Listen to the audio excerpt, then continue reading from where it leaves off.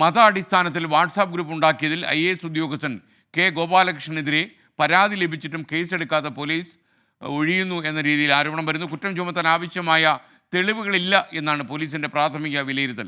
അജീഷ് ജയകുമാർ ചേരുന്നു തിരുവനന്തപുരത്ത് നിന്ന്. Ajeesh, good morning.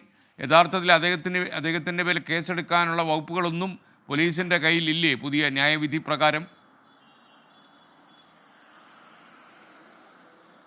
Good morning SK. എന്തായാലും ഒരാഴ്ച പിന്നിടുന്നു കെ ഗോപാലകൃഷ്ണനെതിരെ പരാതി ലഭിച്ചിട്ട്. കഴിഞ്ഞ ചൊവ്വാഴ്ചയാണ് കൊല്ലം DCC ജനറൽ സെക്രട്ടറി DGPക്ക് പരാതി നൽകിയത്. അതായത് മതസ്പർദ്ധ ഉണ്ടാക്കുന്ന വിധത്തിൽ വാട്സപ്പ് ഗ്രൂപ്പ്, ഹിന്ദു ഉദ്യോഗസ്ഥരെ ചേർത്ത് വാട്സപ്പ് ഗ്രൂപ്പ് ഉണ്ടാക്കി എന്നാണ് അദ്ദേഹത്തിനെതിരെയുള്ള പരാതി. പക്ഷേ അന്ന് പോലീസ് അന്വേഷണം നടത്തിയിരുന്നു. അന്വേഷണത്തിൽ ഈ വാട്സപ്പിന്റെ മാതൃ കമ്പനിയായ മെറ്റയോട് അതിനെക്കുറിച്ചിട്ട് അന്വേഷിച്ചിരുന്നു. മെറ്റ പറഞ്ഞത് അങ്ങനെ ഒരു ഹാക്കിംഗ് ഫോണിൽ നടന്നിട്ടില്ല എന്നാണ്. ഫോറൻസിക് അന്വേഷണത്തിലും ഹാക്കിംഗ് നടന്നിട്ടില്ലെന്ന് പോലീസ് കണ്ടെത്തുകയും ചെയ്തു.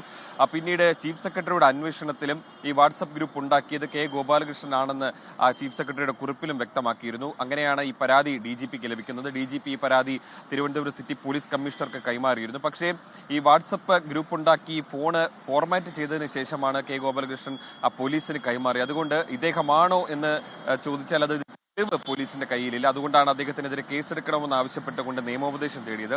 ഇപ്പോൾ നിയമോപദേശം തേടിയിട്ട് തന്നെ ഒരാഴ്ച പിന്നിടുന്നു. പക്ഷേ വ്യക്തമായ മറുപടി ലഭിച്ചില്ലെന്ന് പറഞ്ഞുകൊണ്ടാണ് ഇപ്പോൾ ഇദ്ദേഹത്തിനെതിരെ കേസെടുക്കാതെ പോലീസ് ഈ അന്വേഷണം നീക്കുന്നത്. എന്തായാലും കഴിഞ്ഞ ആഴ്ചയിൽ തുടരുന്ന അതേ സ്റ്റാറ്റസിലാണ് ഇപ്പോഴും ഈ കേസ് നിൽക്കുന്നത്. ഇദ്ദേഹത്തിനെതിരെ എന്തായാലും തന്നെ ഈ വീണ്ടും പരാതി കൂടുതൽ പേർ ഉന്നയിച്ചു. അതായത് ഈ വാട്സപ്പ് ഗ്രൂപ്പിൽ അംഗമായിട്ടുള്ള മറ്റേതെങ്കിലും IAS ഉദ്യോഗസ്ഥർ പരാതി നൽകിയാൽ കേസെടുക്കാൻ സാധിക്കുമെന്നുള്ളൊരു നിയമോപദേശം പോലീസിന് കിട്ടിയെന്നാണ് നമുക്ക് ലഭിക്കുന്ന വിവരം.